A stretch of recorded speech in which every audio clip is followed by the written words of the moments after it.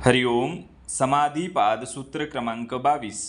मृदू मध्य अधिमात्रत्वात् तत अपि विशेषः. मृदू म्हणजे सौम्य मंद हलक्या तीव्रतेचा, मध्य म्हणजे मध्यम सामान्य तीव्रतेचा, अधिमात्र म्हणजे अत्यंत तीव्र प्रखर असा, त्वात म्हणजे त्या गुणांमुळे, तत अपि म्हणजे त्यावरून त्यानुसार, विशेष म्हणजे भेद आणि परिणामातील फरक दिसून येतो.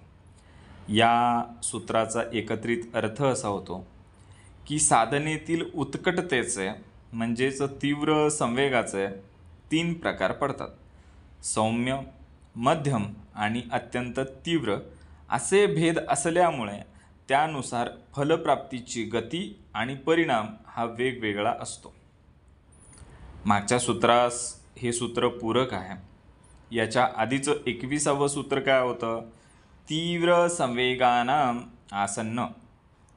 पतंजली इथं काय सांगतात की यामध्ये उत्साहाच्या तीव्रतेनुसार 3 भेद निर्माण झालेले आहेत. पहिला आहे मृदू. कधी कधी साधना करणारा जो साधक आहे त्याचं सातत्य कमी आहे, त्याची प्रखरता कमी आहे, तर त्याचा परिणाम सुद्धा कसा आहे? उशिराने आहे. बरोबर. दुसरा साधक आहे तो मध्यम अवस्थेमधला आहे, नियमित साधना करतो पण त्याची तीव्रता संतुलित आहे, तर त्याला मिळणारा परिणाम सुद्धा मध्यम कालावधीमध्ये मिळतो.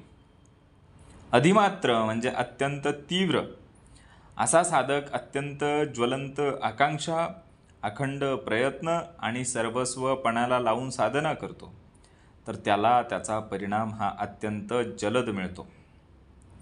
बघा, मित्र आहेत 3 जिमला जातात. पहिला मित्र आहे तो अधूनमधून जिमला जातो, तो मृदू आहे, त्याचा जो आवेग आहे तो मृदू आहे, तर त्याच्या शरीरयष्टीमध्ये फारसा फरक दिसून येणार नाही.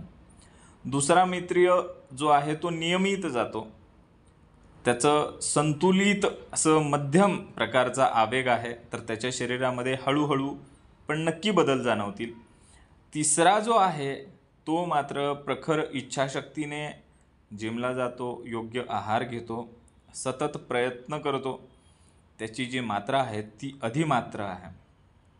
त्याचा जो परिणाम मिळणार आहे तो जलद आणि प्रभावी असणार आहे. आध्यात्मिक साधनेतही हाच नियम लागू होतो ना. आध्यात्मिक साधनेमध्ये फळ प्राप्त करण्यासाठी तीव्रता आणि सातत्य हे मुख्य घटक आहेत. फक्त इच्छा असून चालत नाही, तर इच्छेसाठी प्रयत्नाची पातळी तितकीच जास्त परिणामकारक आहे. त्याचा परिणाम आपल्याला कसा मिळणार हे त्यावरतीच अवलंबून असतं.